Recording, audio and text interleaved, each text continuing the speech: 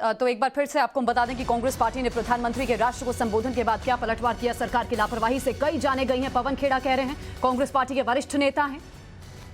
क्या कहा पवन खेड़ा ने, सुनिए।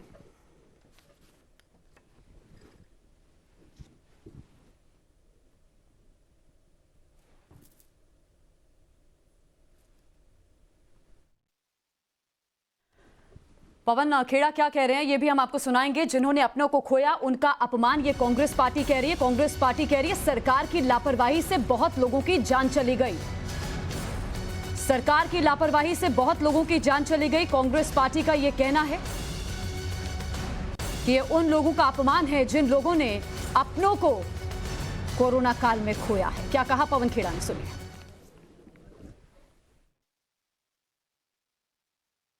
The Prime Minister's address to the nation comes as an insult to all those people who've lost their loved ones thanks to the mismanagement of COVID by this government.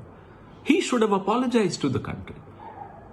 People are mourning untimely deaths of their loved ones. What are we complimenting ourselves for?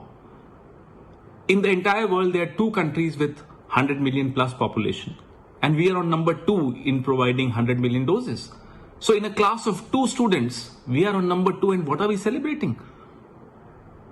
Why are we going around the country celebrating, Jashan mana rahe hain, utsav ho raha hai? Why? Please ask tough questions to the Prime Minister, to the government. When we needed you, when the country needed oxygen, where were you? Where was this lecture on optimism? People looked at you with optimism that here is the Prime Minister who's got 303 seats, he'll do something. When people were looking for injections, remdesivir, tocilizumab, where were you? Where was this lecture?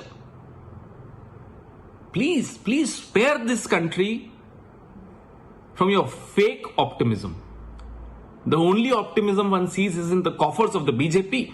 You're least interested in what the small traders are going through. You're least interested in what the middle class is going through. You're least interested in what the farmers are going through or the...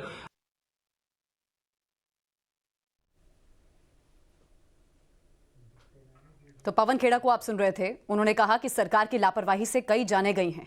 सरकार की लापरवाही से कई जान गई है और उनका ये अपमान है जिन लोगों ने अपनों को खो दिया है। और पवन खेड़ा के बाद अब शशि थरूर जो कांग्रेस पार्टी के वरिष्ठ नेता हैं, उन्होंने भी एक विवादित ट्वीट किया है। यह आपको कैरिकेचर एक नजर आ रहा होगा। एक शख्स नीचे है, उसके ऊपर आपको एक शख्स के ऊपर आपको कोरोना के शक्ल में एक आपको नजर आ रहा होगा। उसके ऊपर सिलेंडर, देखिए दाम अभी बढ़े। उसके ऊपर पेट्रोल डीजल के भी बीच बीच में दाम बढ़ते रहे। हालांकि सरकार बार बार ये कहती रही है कि कोरोना काल में चुनौतियां बहुत आई हैं, बिल्कुल नुकसान हुआ है, सरकार इसे एक्सेप्ट कर रही है, लेकिन सरकार काम कर रही है ताकि अर्थव्यवस्था को वापस पटरी पर लाया जाए।